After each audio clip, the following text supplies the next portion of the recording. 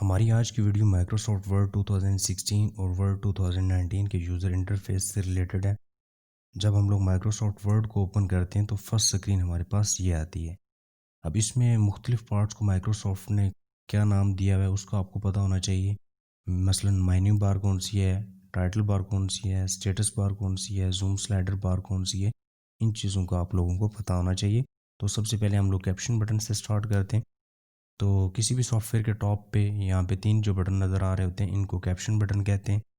आगे जाके हम लोग देखेंगे इनको ऑपरेट कैसे किया जाता है, मैनुअली कैसे ऑपरेट किया जाता है, शॉर्ट कमांड से कैसे ऑपरेट किया जाता है। तो अभी फ़िलहाल इसका इंट्रोडक्शन, इन 3 बटन को कैप्शन बटन कहते हैं। उसके बाद नेक्स्ट हमारे पास जो बटन आता है वो माइक्रोसॉफ्ट का साइन इन का अकाउंट, माइक्रोसॉफ्ट का कोई अकाउंट आपका बना हुआ है तो उसको आप लोग यहाँ पे इस बटन की मदद से साइन इन कर सकते हो। साइन इन करके अपनी कोई भी फाइल है उसको आप लोग ऑनलाइन सेव कर सकते हो। नेक्स्ट टाइम जब भी उस फाइल की ज़रूरत हो आप लोग किसी भी डिवाइस से लॉगिन करके उस फाइल को ओपन करके देख सकते हो। उसके बाद नेक्स्ट हमारे पास जो बार आती है उसको कहते हैं टाइटल बार। टाइटल बार पे हम लोग यहाँ पे डॉक्यूमेंट नंबर 1 लिखा हुआ है। जब हम किसी भी फाइल को सेव कर देते हैं तो यहाँ पे उसका नाम शो हो रहा होता है, तो इस बार को टाइटल बार कहते हैं। नेक्स्ट उसके बाद जो बार आती है उसको कहते हैं क्विक एक्सेस बार। क्विक एक्सेस बार में मुख्तलिफ़ किस्म के बटन बने हुए आ रहे हैं और आप खुद से भी यहाँ पे कोई ऐसा फंक्शन जिसको मैनुअली ऑपरेट करने में बहुत ज़्यादा टाइम लगता है तो क्विक एक्सेस बार में आप उसका बटन बना के रख सकते हो ताकि मैनुअल ओपन करने में आपको प्रॉब्लम ना हो। डायरेक्ट आप इस बटन पे क्लिक करोगे तो वो डायरेक्ट वो फंक्शन यहाँ से ऑपरेट हो जाएगा। क्विक एक्सेस बार के बाद नेक्स्ट हमारे पास फाइल का मेन्यू आता है, या ऑफिस बटन भी इसे कहते हैं।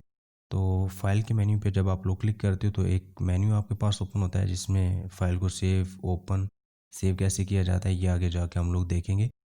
तो इसमें भी फ़िलहाल इसका इंट्रोडक्शन, इस बटन को या इस मेन्यू को फाइल का मेन्यू कहते हैं या ऑफिस बटन भी कहते हैं। उसके बाद नेक्स्ट हमारे पास मेन्यू बार आती है। माइक्रोसॉफ्ट वर्ड के अंदर डिफ़ॉल्ट पर जो मेन्यू आते हैं वो हैं 9 मेन्यू आते हैं। जैसे फाइल का मेन्यू है, होम का मेन्यू है, इंसर्ट है, डिज़ाइन है, लेआउट है, रेफरेंसेस है, मेलिंग है, रिव्यू है, व्यू है। तो डिफ़ॉल्ट तौर पर माइक्रोसॉफ्ट वर्ड के अंदर 9 मेन्यू होते हैं। इस बार को मेन्यू बार कहते हैं। मेन्यू बार के बाद नेक्स्ट हमारे पास जो बार आती है इसको कहते हैं रिबन बार। रिबन बार के अंदर हमारे पास मुख्तलिफ मेन्यू की प्रॉपर्टीज़ शो हो रही होती हैं। जैसे होम के मेन्यू पे हम लोग क्लिक करते हैं तो होम से रिलेटेड प्रॉपर्टीज़ ओपन हो रही होती हैं। इंसर्ट के मेन्यू पे क्लिक करते हैं तो उससे रिलेटेड प्रॉपर्टीज़ ओपन हो रही होती हैं। इस बार को रिबन बार कहते हैं। नेक्स्ट उसके बाद हमारे पास रिबन बार को हाइड या शो करना हो तो उसके लिए कोलैप्स द रिबन का बटन आता है। इस पर आप लोग क्लिक करके रिबन बार को हाइड भी कर सकते हो, या कीबोर्ड से Ctrl+F1 प्रेस करते हो तो उससे भी रिबन बार हाइड हो जाती है। तो इस बटन को कोलैप्स द रिबन कहते हैं। इस पर क्लिक करके आप लोग रिबन बार को हाइड कर सकते हो। नेक्स्ट इसी तरह रिबन को डिस्प्ले करने के लिए हमारे पास ये बटन आता है, रिबन डिस्प्ले का बटन आता है। यहाँ पे भी क्लिक करके आप रिबन बार को दोबारा से डिस्प्ले कर सकते हो, या कीबोर्ड से Ctrl+F1 प्रेस करोगे तो उससे भी रिबन बार शो होना शुरू हो जाती है। इसी तरह किसी भी मेन्यू पे अगर आप लोग क्लिक करते हो, डबल क्लिक करते हो माउस के साथ, तो उससे भी रिबन बार हमारी शो होना शुरू हो जाती है। इसी तरह नेक्स्ट रिबन बार के बाद नेक्स्ट हमारे पास बार आती है, इसको कहते हैं हॉरिजेंटल रूलर बार। किसी भी फाइल के ऊपर टॉप पे इसी तरह हमारे पास ये जो बार आती है इसको कहते हैं हॉरिजेंटल रूलर बार। अब इसके टॉप पे कुछ एरिया वाइट आ रहा है, कुछ एरिया डार्क सा आ रहा है। जो वाइट एरिया है ये वर्किंग एरिया है, इसके अलावा बाकी जो ग्रे कलर है ये हमारे पास डिफ़ॉल्ट तौर पर मार्जिन होता है। 1 इंचज़ का लेफ्ट साइड पे मार्जिन आ रहा होता है, इसी तरह 1 इंचज़ का राइट साइड पे मार्जिन आ रहा होता है। तो इस मार्जिन को हम लोग सेट भी कर सकते हैं, कम या ज़्यादा भी कर सकते हैं, लेकिन वो हम लोग पेज लेआउट के मेन्यू से जाके देखेंगे। उसके बाद नेक्स्ट हमारे पास जो बार आती है इसको कहते हैं वर्टिकल रूलर बार। वर्टिकल रूलर बार पे भी सेम टू सेम हम लोग पेज की हाइट का अंदाज़ा लगा सकते हैं, उसकी पेज की हाइट कितनी है।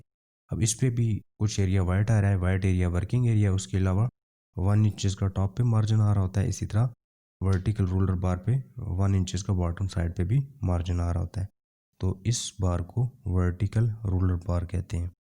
वर्टिकल रूलर बार के बाद नेक्स्ट हमारे पास फाइल के अंदर हम लोग जब भी क्लिक कर रहे होते हैं तो एक लाइन ब्लिंक कर रही होती है। इस लाइन को इंसर्शन पॉइंट या कर्सर भी कहते हैं। तो जब भी कोई डाटा वगैरह एंटर करना होता है तो वो यहाँ से ही आगे एंटर कर सकते हो आप लोग।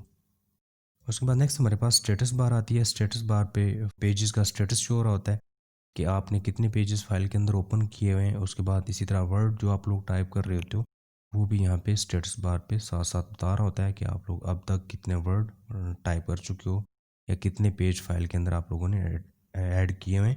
तो इस बार को स्टेटस बार कहते हैं।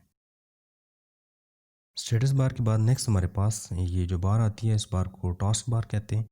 टास्क बार पे इंटरनेट की सेटिंग, साउंड की सेटिंग, इसी तरह फाइल का स्टेटस शो हो रहा होता है और इसी तरह स्टार्ट का बटन यहाँ पे आ रहा है हमारे पास। तो इस बार को टास्क बार कहते हैं। उसके बाद नेक्स्ट हमारे पास जो बार आती है ये इसको हम लोग कहते हैं डॉक्यूमेंट लेआउट बार। अब इसके ऊपर डॉक्यूमेंट के मुख्तलिफ लेआउट शो हो रहे होते हैं। इन लेआउट में से हम लोग जिस लेआउट पे काम करते हैं वो है प्रिंट लेआउट। सेंटर में जो लेआउट सेलेक्ट हुआ हुआ है ये प्रिंट लेआउट। हम लोग इसके अलावा किसी और लेआउट पे काम नहीं करते। तो जब भी लेआउट चेंज हुआ हो इसको आपने नॉर्मल करना होता है, इसको सेट करना होता है डॉक्यूमेंट प्रिंट लेआउट पे इसको सेट करना होता है। प्रिंट लेआउट के बाद नेक्स्ट हमारे पास जो बार आती है इसको कहते हैं जूम स्लाइडर। पेज को जूम इन जूम आउट करना हो तो उसके लिए जूम स्लाइडर का इस्तेमाल किया जाता है।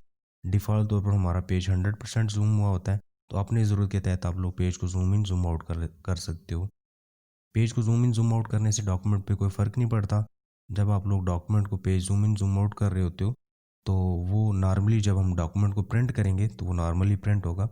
अपनी आई साइड के हिसाब से आप लोग पेज को अपनी ज़रूरत के तहत जूम इन कर सकते हो, इसी तरह उसको जूम आउट भी कर सकते हो। जूम स्लाइडर के बाद नेक्स्ट हमारे पास टॉप पे यहाँ पे एक बार आती है इसको कहते हैं टेल मी बार।